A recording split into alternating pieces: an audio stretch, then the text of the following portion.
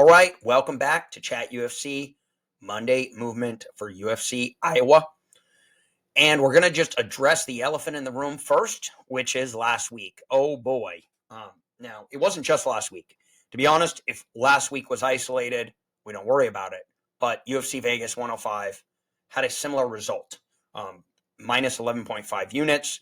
Then we had 0.6 units, UFC 314, and then another very bad week, the worst week we've had, UFC Kansas City, minus 16.88 units, and we just couldn't hit anything. So I want to address it. I want to go over what parts of that is, a bad model, and what parts of that maybe were variants. So this video is for entertainment and informational purposes only. I am not a financial advisor, and nothing in this video constitutes financial advice. Betting involves risk, and you should only wager what you can afford to lose. Please consult a licensed financial professional before making any decisions. It was interesting to look at these. So our biggest play of the night, Giga Chikadze. We did 5 units to an 8.28. It was a combined plus 166. Closed around plus 185. And so that's why we put more money on it there. Very close fight. Again, you're telling me that Giga Chikadze should have been a 35% probability. I don't think so. This was closer to 50-50. If Chikadze stuffs that takedown in round 3, he was piecing him up round 3. It was 1-1 going into the third. If he stuffs the takedown, continues to do what he's doing the first part of that round, he wins it. I mean, I even argue Onama didn't really do anything with that takedown.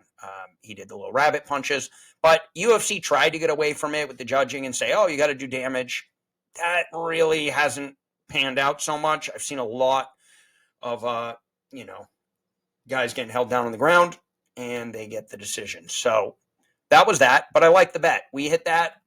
Obviously, the night's still not good, but it cuts our losses in half. Nicholas Dalby. This one, I could say was maybe a miss, but at plus 265, implied probability 27%. I thought he fought tough against Brown. He had a few shots in that first round, but wilted in the second. Too much damage. Brown's really good. Still makes me so suspicious of that Randy Brown versus Brian Battle fight. Randy Brown looked 1,000 times better.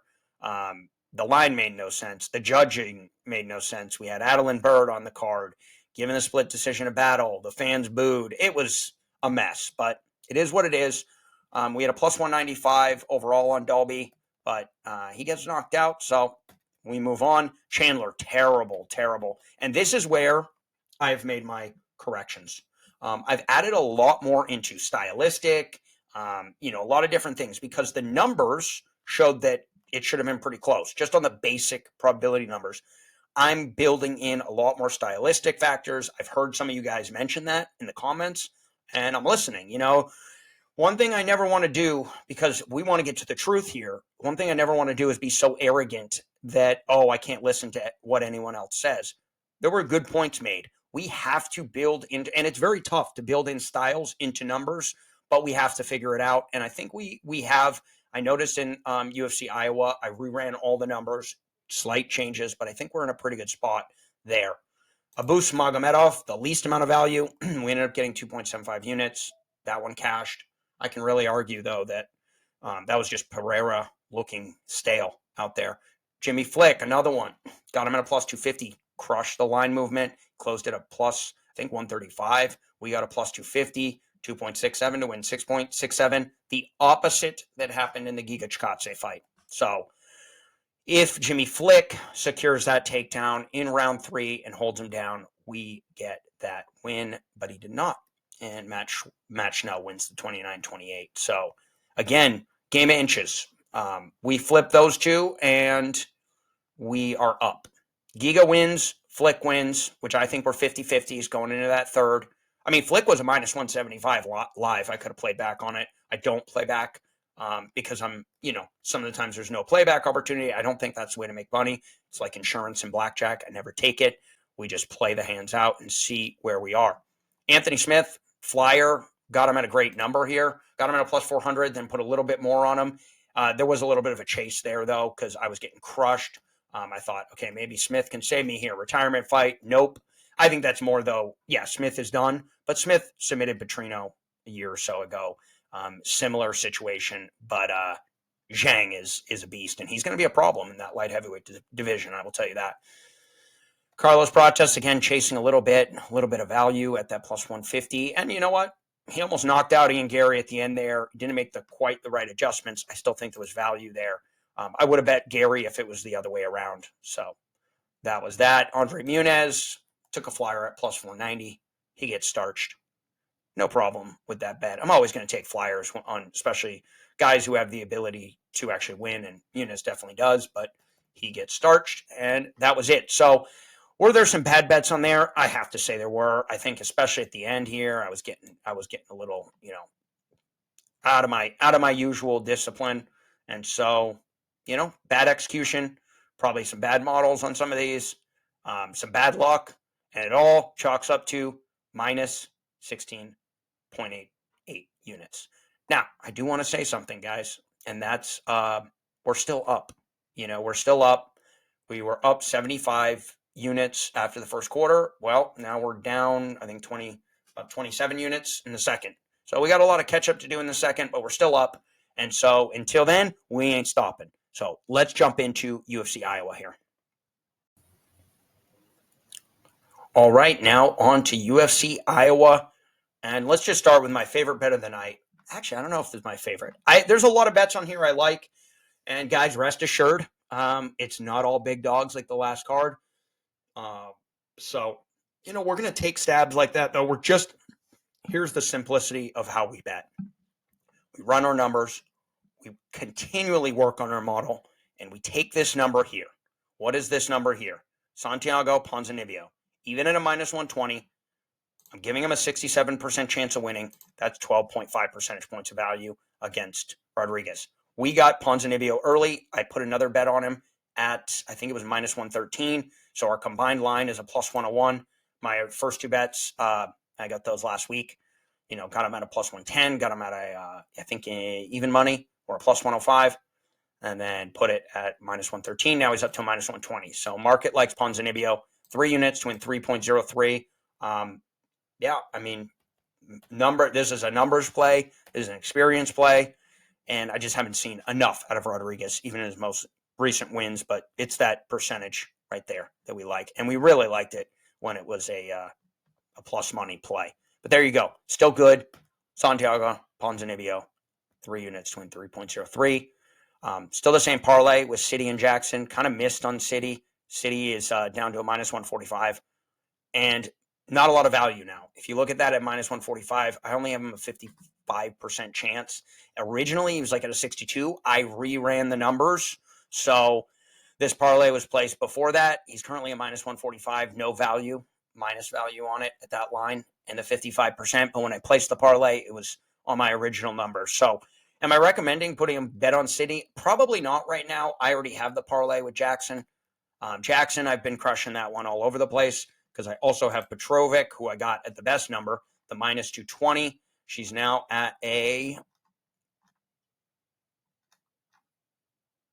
Where is she? There she is, minus 230. Not a lot of value there, but a minus 220. There was value. Parlayed her with Jackson.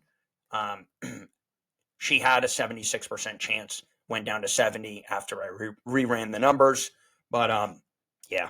Like this one, especially right now, Jackson and Petrovic. It's saying no real value on Jackson at minus 205. I love Jackson in this spot. I think he's my best bet of the night, even though the value isn't quite there. He originally had about a 70% chance. Number came down after rerunning it to 67. So we'll see where that turns out. But we definitely like Jackson in this spot. Okay, next one's here. Dogs now. Let's get into the dogs. Marina Rodriguez just put another unit. So 2 units to win 4.9 combined plus 245. This should be closer to 50-50. I think everyone's just going, well, she's going to get wrestled and dominated by Jillian Robertson. But it's a step up for Robertson. And so nice little number we're hanging there. Let's grab it. 2 units. Nice little small play. We probably won't go any more on that. We're going to keep this card a little bit lighter. We have a total of 14.13 units out. The only one where money will be put additionally on is Reiner de Ritter. And we'll get to that. Dontel Mays, This should be closer to 50-50. I've run this prediction 5 ways to Sunday. I've flipped it around. I said, what about this? What about that? And I just don't see why Thomas the Train is a minus 255, minus 260 against Dontel Mays. Dontel Mays is not a popular fighter to bet on, so I get why people aren't putting money on him, putting money on the up-and-coming new guy. However, Dontel Mays is not that old, and he has a massive reach advantage in this fight. They fought the same guy, Gaziev, and Gaziev knocked out Thomas Petersen, and he went to a decision against Dontel Mays. So give me Mays here at this plus 205. What a good number. 2 units to win 3.95. I'm sure that won't be a popular pick. People don't like Dontel Mays, but good value. Okay, that's the Petrovic one. So we do have these 2 parlays here, City and Jackson, and then Petrovic and Jackson. I'd recommend adding a little more on this Petrovic-Jackson. I think Petrovic is, she's going up against Juliana Miller. The only reason it's even this low is there's potential with Juliana Miller, but her striking, in my opinion, is not going to be good enough, and they're both going to be similar when it comes to the ground game. So I'm taking Petrovic there in this spot. Okay, now let's talk Reinier de Ridder. The most value I have on this is on Reinier de Ridder. I can't get it to stop saying 73%. It's probably not 73%. It's probably closer to 50-50. But I'm still going to give him a slight edge here against Bo Nickel. And it's just experience. I get it. Bo Nickel fought and won against Paul Craig. Reinier de Ridder has a lot more championship level experience, high level fighting, great on the ground, not great striking. So they're similar fighters. Obviously, Bo Nickel, younger, explosiveness, and he may just be that dude, but we didn't see it in the last fight. And you hang me at plus 255, and the main reason is this line is going up. We're at a plus 260 as I'm recording. Who isn't going to bet Bo Nickel in this spot when you're getting him at a minus 300? I mean, it's screaming to put into a parlay. So we are going to wait. I had to, just in case sharp money got sharp. I had to put a unit to win 2.5, but we're going to wait and wait and wait. We may wait till kickoff because those parlays will come in. Next one, Davidson Figueroa, currently at plus 350. We got him at plus 400. We're just going to leave it at that. Give me 4 units if he can pull off the upset. But I do think that the matchup's not great. Corey Sandhagen's a bad matchup for everyone because he can wrestle. He can do everything. He's long. He's quick. He's smart. My metrics give him 45%. I don't know if that's accurate, but that's what the numbers say. But I do think stylistically this may bring his percentage down. But regardless, even at a plus 350, 22.2% chance of winning, that seems way too low. So, and it is too low. I think we'll see a correction on that line. Last one here, Quang Lee. We beat the line movement. No real value on it. Only give him a 44% chance, but at the plus 190, there was value. We took it, and we placed that bet. And so that's everything. We will increase our unit size. But for now, 14.13 units on the night. All right, so let's recap our bets for UFC Iowa. Let's start with our parlays. So we got some favorites here parlayed. We got Sergey City and Jackson, Montel Jackson, plus 164. We got 2.13 units to win 3.5. We parlayed Petrovic with Jackson, plus 124, 2 units to win 2.48. Then we got Santiago Ponzinibbio, plus 101, 3 units to win 3.03.